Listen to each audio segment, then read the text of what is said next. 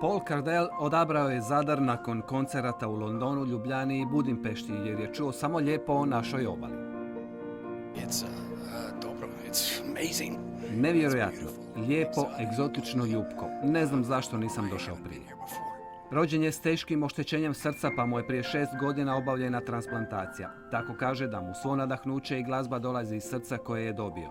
Upravo zato želi pomoći liječnicima i onima koji imaju bolesti srca, osobito djeci.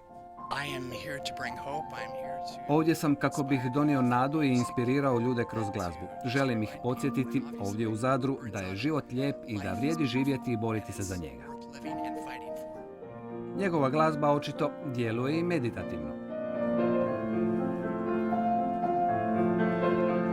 Neki su već uplatili direktno donacije na žiroračun bolnice jer nisu u mogućnosti doći na koncert. Dakle, evo, akcija je pokrenuta i na oba načina nekako građani grada sudjeluju. U Zadarskoj bolnici razumljivo blagonaklono gledaju na gestu Paula Cardella. Da nije bilo pomoći ljudi dobre volje, u prvom redu privrednika našega grada, ljudi koji su vodili ovaj grad i bolnicu. Tako da ovo prepoznajem kao još jedan mali kamičak u toj priči, lijepu gestu. Cardell je do danas svirao za mnoge udruge i bolnice. Sada se na toj listi nalazi i Zadar.